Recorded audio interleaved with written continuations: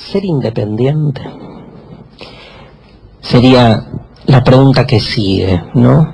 Yo, digamos, lo que quiero y anticipo cuál va a ser mi lectura en esta corta entrada, que es, digamos, pelearnos contra las idealizaciones de ciertos conceptos que terminan de algún modo concluyendo en todo lo contrario a lo que ese concepto se supone que quiere decir.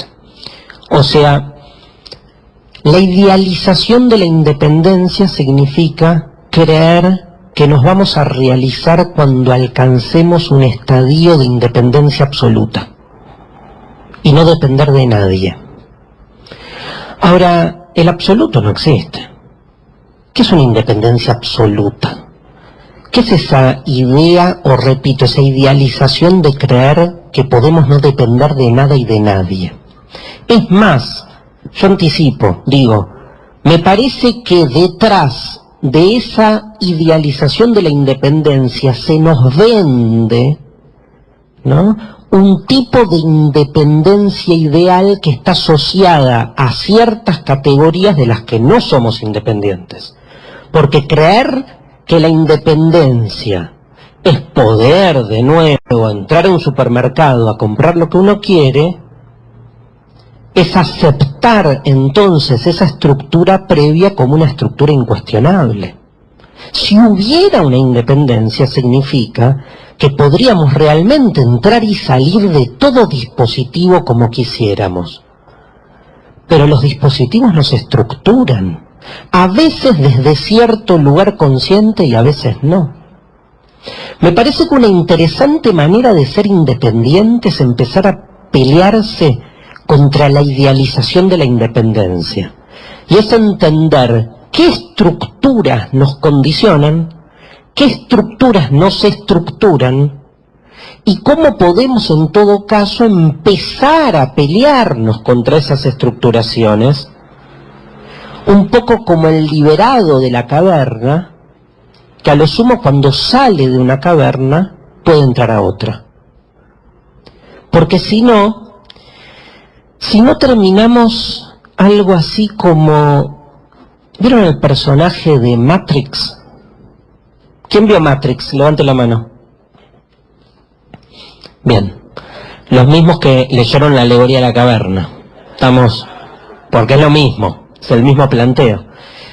Matrix 1, ¿sí?, la dejo de lado. A mí me interesa Matrix 2. La 1 es Disney. La 2 es Foucault. Vamos con la 2. ¿Qué pasa en Matrix 2? El héroe, Neo, llega finalmente a la fuente de la Matrix y se encuentra con su diseñador, el arquitecto, que es como el malo, el super malo. ¿Cómo lo espera? En un sillón, así. Y cuando llega el héroe a liberar al mundo y se encuentra con el, digamos, el victimario número 1, a quien hay que destruir, lo encuentra así tranquilo, y el arquitecto de toda la Matrix lo mira y le dice: ¿cómo andás? ¿Otra vez por acá? Yo en ese momento, me acuerdo la primera vez que la vi, hice: ¡ah! ¿Cómo otra vez por acá? Si es la primera vez que llega. Pasó por Matrix 1, Matrix 2, llegó. ¿Otra vez por acá? Y Neo le dice: ¿cómo otra vez? Vine a matarte. No, querido, le dice, es la 6ª vez que venís. No, no te creo. Y hace... y empiezan a aparecer unos televisores así, todos miles en el fondo, y le dice: mira, acá están las 6 historias. Y le dice la frase, la peor frase que en ese momento uno no quiere escuchar, pero escucha. Y dice: vos sos una creación nuestra. Eso es terrible. Sos una creación nuestra porque necesitamos que haya alguien a quien combatir. Y eso me remite directamente a Foucault y a un texto de historia de la sexualidad, de la voluntad del saber, donde Foucault dice una frase letal. Dice: donde hay poder, hay resistencia. Y muchos le hemos leído en una primera lectura, después de ver Matrix, uno dice, ¿no será que el poder necesita de una resistencia para ejercerse sobre ella del mejor modo posible? ¿Y no será que muchos terminamos siendo la resistencia que el poder necesita que seamos? Eso no es ser una resistencia, es todo lo contrario. Es ser funcionales al poder. De hecho, Neo, vuelvan a ver Matrix 2, en ese momento tiene un dilema porque el arquitecto le dice, las 5 veces que llegaste hasta ahora te di una opción. Volver a salvar al mundo y empezar de nuevo toda la historia, o ir a salvar a tu novia que se está muriendo. Y vos las 5 veces anteriores elegiste lo mismo, por eso estás de vuelta acá. ¿Qué eligió Neo? Ir a salvar al mundo. Véanla de nuevo. Esta vez elige salvar a su novia. Y así salva el mundo. Da una vuelta muy interesante la película.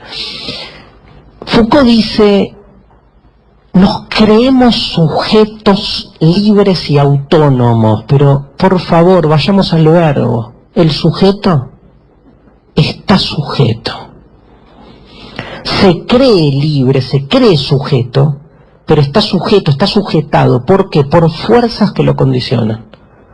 No podemos, digamos, soterrar esas fuerzas, invisibilizarlas. Hay que ponerlas en evidencia.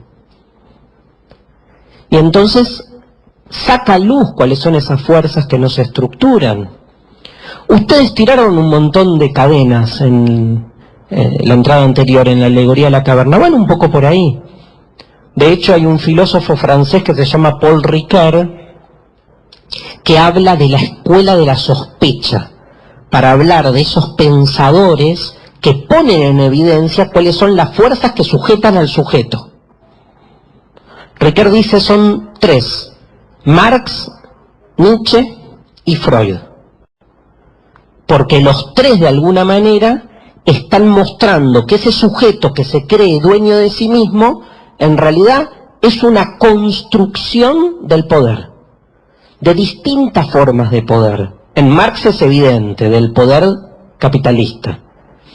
En Freud, del poder del inconsciente, de una fuerza que no nos, o sea, frente a la cual nosotros no podemos hacer nada en principio, sino que ella estructura nuestra subjetividad. Y en Nietzsche, que tal vez es el más radical para mí, lo que estructura nuestra subjetividad es el lenguaje. Nosotros creemos que hablamos el lenguaje, pero es el lenguaje el que nos habla a nosotros. No es que nos habla en che, Darío, nos habla en el sentido de que habla a través de nosotros. Porque vieron que nosotros cuando hablamos, las palabras que usamos no las elegimos. Su significado. Yo no elijo la palabra vaso, ya es vaso. No puedo crear un diccionario nuevo de palabras. Las palabras todas tienen su significado previo. Les digo algo peor. Y previo también es el modo en que las palabras pueden combinarse. Ese es un sistema de leyes, normativas y disciplinamiento. Se llama gramática. Cada lunes, de 18 a 20, escribimos un borrador. Darío Stanraiver, demasiado humano.